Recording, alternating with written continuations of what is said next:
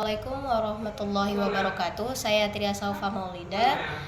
Izin menjawab pertanyaan UAS mata kuliah Filsafat Hukum Islam Jumat 745, dosen pengampu Novi Herianti SHIMA, di mana soal pertama yaitu sebutkan satu produk ekonomi hukum Islam dalam segi hukum hakikat ontologi di Indonesia. Contohnya seperti Undang-Undang Nomor 21 Tahun 2008 tentang perbankan, di mana undang-undang ini mengatur tentang prinsip perbankan yang tidak boleh mengandung unsur gharar, maisir dan riba, serta menggunakan akad mudharabah, murabahah dan musyarakah, di mana negara disebut sebagai ulil amri dan peraturannya disebut dengan konun wad'i dan harus sejalan dengan konun syar'i ataupun tidak melenceng daripada sistem hukum Islam.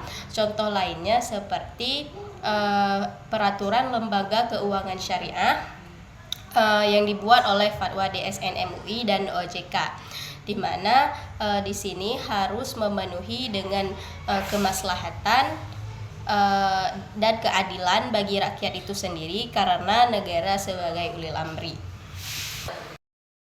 Baik, saya akan menjelaskan pertanyaan nomor 2, yaitu jelaskan tentang korelasi epistemologi antara hukum dan negara serta sebutkan satu dalil.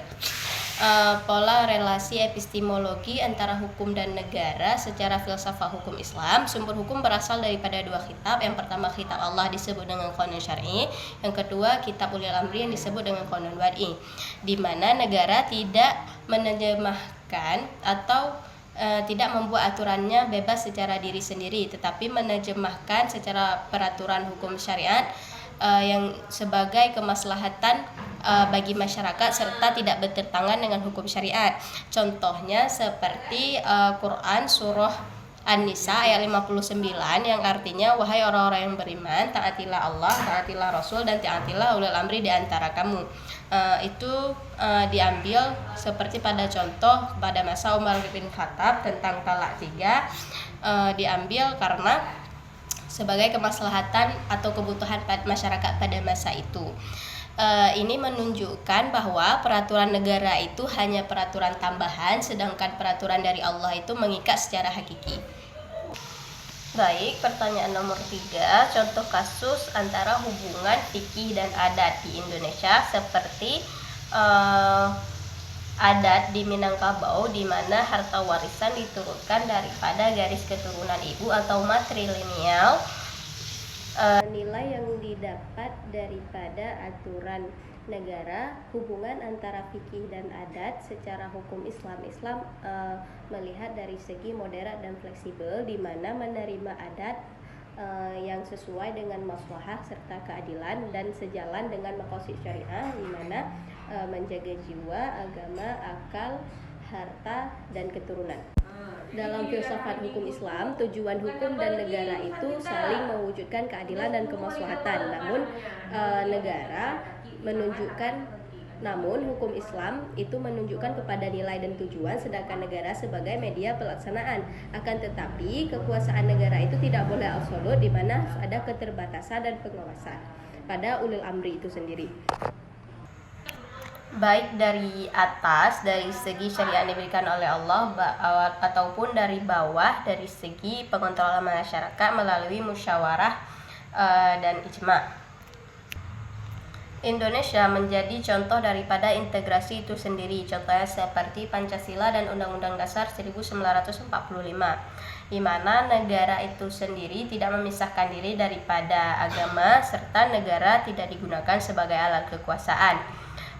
Di mana negara diperlukan untuk membantu pelaksanaan syariah seperti perkawinan dan aturan-aturan lainnya. Contohnya seperti Mahkamah Syariah di Aceh pada Undang-Undang Nomor 11 Tahun 2006, di mana tujuan hukum dan tujuan negara ini berjalan sesuai dengan kebutuhan masyarakat modern dan mereka itu sejalan asal tidak melenceng daripada syariah.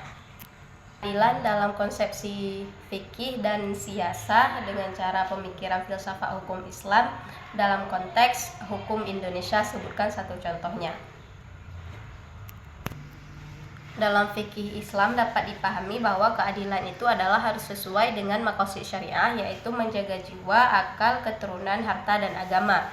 Ulama mengatakan bahwa keadilan itu harus menjaga kemaslahatan agar tidak zalim dan tidak merugikan pihak lain. Maka dari itu fikih adaptif di mana mengambil keputusan seperti qiyas dan maslahah mursalah agar dapat menjawab pertanyaan daripada fikih kontemporer. Contohnya seperti transaksi pada perbankan, di mana dalam perbankan itu sendiri bertujuan untuk menjaga kemaslahatan, menjaga hak nasabah, dan memberikan keadilan dalam transaksi ekonomi. Sementara itu, keadilan daripada siasa itu adalah dasar daripada tata kelola litigasi kekuasaan, di mana pemerintah itu dianggap adil ketika berpihak atau lebih kepada kepentingan masyarakat melalui musyawarah, dijalankan secara amanah dan tidak menggunakan penyalahgunaan kekuasaan. Contohnya dalam konteks Indonesia terlihat pada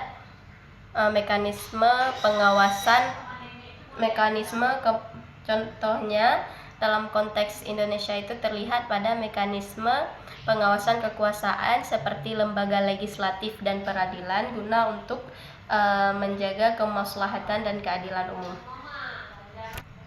Baik, hanya ini penjelasan dari saya. Lebih dan kurang saya mohon maaf. Wabillahi taufiq wal hidayah. Assalamualaikum warahmatullahi wabarakatuh.